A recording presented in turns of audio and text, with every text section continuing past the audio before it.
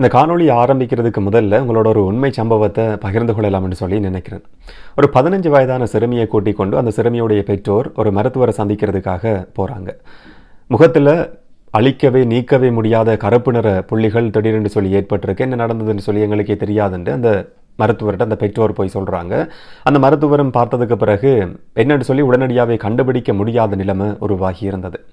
இன்னும் சில நாட்கள் கழித்து அதே மருத்துவர்கிட்ட இன்னும் ஒரு 9 வயதான சிறுமியை கூட்டிக் கொண்டு இன்னும் ஒரு பெற்றோர் போகிறாங்க. அதே மாதிரியான பிரச்சனை, முகத்தில் திடீரென்று சொல்லி கருப்பு நிறத்தில் புள்ளிகள் ஏற்பட்டிருக்கு. இது திடீரென்று ஏற்பட்டிருக்கு, என்ன நடந்ததுன்னு சொல்லி எங்களுக்கும் தெரியாதுண்டு அதே அந்த பெற்றோரும் வந்து மருத்துவர்கிட்ட சொல்கிறாங்க. சில நாட்கள் கழிச்சதுக்கு பிறகுதான் அந்த மருத்துவருக்கு உண்மை தெரிய வருது. இந்த 9 வயதான 15 வயதான 2 சிறுமிகளும் வைட்னிங் க்ரீம், வெள்ளையாக்குற க்ரீமை பயன்படுத்தினது தான் இந்த மாதிரியான பாரதூரமான விளைவு ஏற்பட்டதுக்கான காரணம் என்றது அந்த மருத்துவருக்கு தெரிய வருது. இது 2 சம்பவங்கள். இன்னும் சில புற்றுநோயாளர்கள் அந்த மருத்துவர் சந்திக்க வேண்டிய ஒரு சந்தர்ப்பம் ஏற்படுது. குறிப்பாக பெண்களை, புற்றுநோய்க்கு உள்ளான பெண்களை வந்து அதே மருத்துவர் சந்திக்கிறாங்க.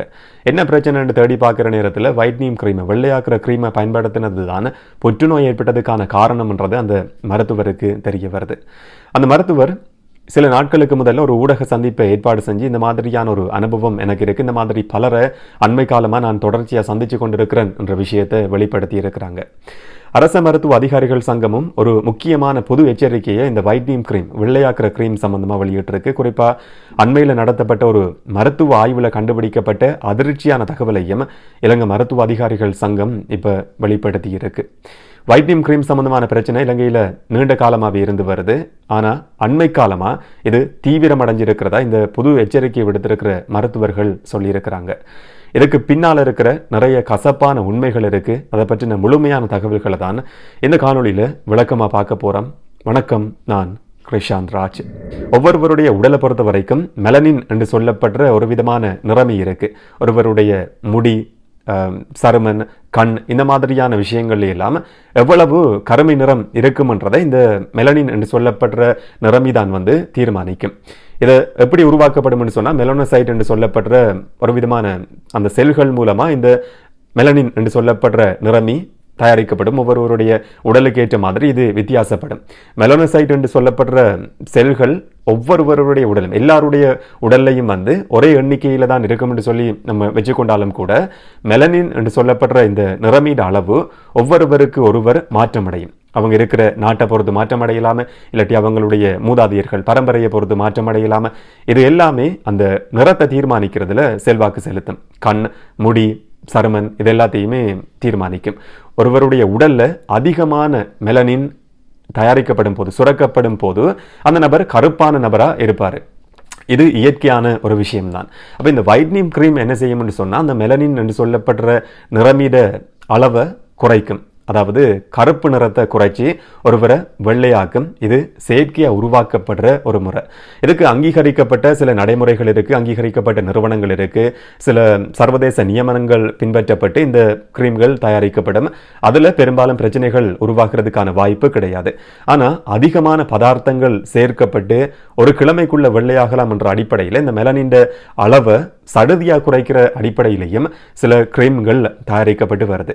இப்படி இலங்கையிலையும் சட்டவிரோதமான முறையில் தயாரிக்கப்பட்ட இல்லாட்டி இறக்குமதி செய்யப்பட்ட வைட்னிங் க்ரீம், வெள்ளையாக்குற க்ரீம்கள் நீண்ட காலமாகவே விற்பனை செய்யப்பட்டு வருது. குறிப்பாக இலங்கையிலையும் இல்லாட்டி சர்வதேச அளவிலையும் ஏற்றுக்கொள்ளப்பட்ட அங்கீகரிக்கப்பட்ட ஒரு நியமம் தான் மெர்க்யூரி. பாதரசத்தின் அளவு 1 கிலோகிராமுக்கு 1 மில்லிகிராமை விட குறைவாக இருக்கணும்ன்றது. ஆனால் இலங்கையில் பெரும்பாலானவர்கள் பயன்படுத்துகிற அந்த சட்டவிரோதமாக இறக்குமதி செய்யப்பட்ட இல்லாட்டி இலங்கையில் சட்டவிரோதமாக தயாரிக்கப்பட்டிருக்கிற வைட்னிங் க்ரீமில் இருக்கிற பாதரசத்தினுடைய அளவு 1 மில்லிகிராம் மட்டும்தான் இருக்க வேண்டிய இடத்துல 65,000 தொடக்கம் 85,000 மில்லிகிராம் வரைக்கும் இந்த மெர்க்யூரி பாதரசத்தின் அளவு இருக்கின்ற விஷயம் அண்மையில் நடத்தப்பட்ட ஒரு மருத்துவ ஆய்வில் கண்டுபிடிக்கப்பட்டிருக்கின்ற அதிர்ச்சியான தகவலை சில நாட்களுக்கு முதல்ல மருத்துவர்கள் வெளிப்படுத்தி இருக்கிறாங்க. குறிப்பாக இந்த சர்வதேச நியமங்கள் பின்பற்றப்படாட்டி அதனால் ஏற்பட்ட விளைவுகள் என்றது பாரதூரமானதாக இருக்கும். குணப்படுத்த முடியாத நோய்கள் ஏற்படுறதுக்கான வாய்ப்பு இருக்கும். ஒருவருடைய உடல் சருமம் முகம் சிவப்படைகிறதுக்கான வாய்ப்பு இருக்கும். நான் ஆரம்பத்தில் சொன்ன மாதிரி கருப்பு புள்ளிகள் நீக்கவே முடியாத கருப்பு புள்ளிகள் ஏற்படுறதுக்கான வாய்ப்பு உருவாகலாம். இதை தவிர புற்றுநோய் உருவாகிறதுக்கான வாய்ப்பு கூட பெரும்பாலும் ஏற்படுறதுக்கான சந்தர்ப்பம் இருக்கின்ற அதிர்ச்சியான தகவல் கூட திரும்பவும் மருத்துவர்களால் ஒரு எச்சரிக்கையாகவே சொல்லப்பட்டிருக்கு. இலங்கையில் பெரும்பாலானவர்கள் அதிகமான விலையை கொடுக்க வேண்டியது கிடையாது, மலிவாக கிடைக்குது, குறைவான விலைக்கு பெற்றுக்கொள்ள முடியும், ஒரு கிழமையில் வெள்ளையாகலாம் என்ற கனவுல, அந்த மாதிரியான ஒரு எதிர்பார்ப்பில் இந்த மாதிரி ஆபத்தான கிரீமை தொடர்ச்சியாக பயன்படுத்தி வராங்கன்ற தகவலும் கூட இந்த மருத்துவர்களால் வெளிப்படுத்தப்பட்டிருக்கு. இலங்கையில் சர்வதேச நியமங்களுக்கு அமைய இறக்குமதி செய்யப்பட்ட கிரீம் வகைகள் இருக்குது. குறிப்பாக தேசிய ஊடகங்கள் ஒழுங்குபடுத்தல் அதிகார சபையினுடைய NMRA வெப்சைட்டில் போய் பார்க்குற நேரத்தில் அதில் லிஸ்ட்டை பார்க்கக்கூடிய மாதிரி இருக்கும்னு சொல்லியும் மருத்துவர்கள் சொல்லியிருக்கிறாங்க. இந்த லிஸ்ட்டில் இல்லாத எந்த வகையை சேர்ந்த கிரீமாக இருந்தாலும் கூட அது சட்டவிரோதமானது என்றது ஒரு பக்கம் இருந்தாலும் பாரதூரமான விளைவுகளை, புற்றுநோயை கூட ஏற்படுத்தக்கூடிய மாதிரியான பாரதூரமான விளைவுகளை அது ஏற்படுத்த முடியும் என்ற எச்சரிக்கையும் கூட மருத்துவர்களால் வெளியிடப்பட்டிருக்கு. கடந்த காலங்களிலிருந்து இந்த விஷயம் பேசுபொருளாக இருந்தாலும் கூட இதுவரைக்கும் ஏன் முற்றுப்புள்ளி வைக்க முடியாமல் இருக்கின்ற கேள்விக்கான ஒரு தெளிவான பதில் கூட இருக்கு. இலங்கையில் இருக்கிற தேசிய ஊடகங்கள் ஒழுங்குபடுத்தல் அதிகார சபையினுடைய சட்டம் 1980 ஆண்டு 27 இலக்க சட்டம் 2015 ஆண்டுல திருத்தப்பட்டிருக்கிறதா மருத்துவர்கள் சொல்றாங்க. 1980 ஆண்டு 27 இலக்க சட்டத்தில் குறிப்பிடப்பட்டிருந்த அழகு சாதன பொருட்கள் சம்பந்தமான விஷயங்கள் இந்த புது சட்டத்தில் கிடையாது. அப்போ என்னதான் சுற்றி வளைப்புகளை நடத்தினாலும் கைது செய்தாலும் நீதிமன்ற நடவடிக்கைக்கு உட்படுத்தினாலும் கூட இது சம்பந்தமான முழுமையான சட்ட நடவடிக்கை எடுத்து இந்த விஷயத்துக்கு முற்றுப்புள்ளி வைக்க முடியாத ஒரு சூழல் உருவாகி இருக்கு என்ற விஷயம் கூட இப்போ மருத்துவர்களால் சொல்லப்பட்டிருக்கு. இலங்கையில் இருக்கிற சட்டம் இந்த விஷயத்தை முடிவுக்கு கொண்டு வரதுக்கு போதுமானது கிடையாது என்ற குற்றச்சாட்டு தான் மருத்துவர்களால் முன்வைக்கப்பட்டிருக்கு. குறிப்பாக சுகாதார அமைச்சிட்ட நீண்ட காலமாக இது சம்பந்தமான கோரிக்கைகள் முன்வைக்கப்பட்டிருந்தாலும் கூட எந்த விதமான ஆக்கப்பூர்வமான நடவடிக்கையும் இதுவரைக்கும் எடுக்கப்படலை என்ற குற்றச்சாட்டும் கூட ஒரு பக்கம் முன்வைக்கப்பட்டிருக்கு. இந்த மாதிரியான கிரீம் வகைகள் குறிப்பாக பிரபலமான நபர்கள், நடிகைகள் மூலமாக பிரபலியப்படுத்தப்படுது, விளம்பரப்படுத்தப்படுது. அதிகமாக சோசியல் மீடியாவில் தான் இது விளம்பரப்படுத்தப்படுது. இன்னும் ஒரு பக்கம் பார்க்குற நேரத்தில் போலியான மருத்துவர்கள், இலங்கை பொறுத்த வரைக்கும் கிட்டத்தட்ட 40,000க்கும் அதிகமான போலி மருத்துவர்கள் இருக்கிறாங்க. எப்படியான போலி மருத்துவர்கள் இல்லாத பெயரை வச்சு கொண்டு அந்த மாதிரி ஒரு துறையே கிடையாது, புதுசாக ஒரு துறை என்ற பெயரில் ஒரு விஷயத்தை அறிமுகப்படுத்தி கொண்டு ஊசிகளை வழங்குற செயற்பாடு கூட நீண்ட காலமாக இருந்து வருது. இதை தவிர அழகு கலை துறைன்றது இலங்கையில் ஒரு வளர்ச்சி அடைஞ்சு வர துறையாக இப்போ அண்மை காலமாகவே மாறி இருக்கு. இது பலருடைய வாழ்வாதாரம் என்று சொல்லி கூட வச்சுக்கொள்ள முடியும். ஆனால் இங்கே இருக்கிற பிரச்சனைன்னு சொன்னால் சட்ட ரீதியில் சில நியமங்களுக்கு உட்பட்டு இந்த அழகு கலை துறையை முன்னெடுக்கிறவர்களும் இருக்கிறாங்க.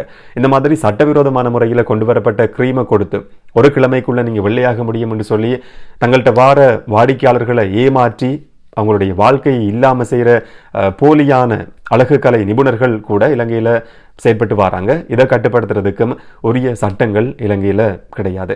ஒருவருடைய திருமணம் நடக்கிறதுக்கு ஒரு கிழமைக்கு முதல்ல, இல்லாட்டி ஏதாவது ஒரு முக்கியமான நிகழ்வு நடக்கிறதுக்கு ஒரு கிழமைக்கு முதல்ல ஒரு நபர் இந்த மாதிரியான கிரீமை வாங்கி பயன்படுத்துகிறாருன்னு சொல்லி வச்சுக்கொள்வோம்.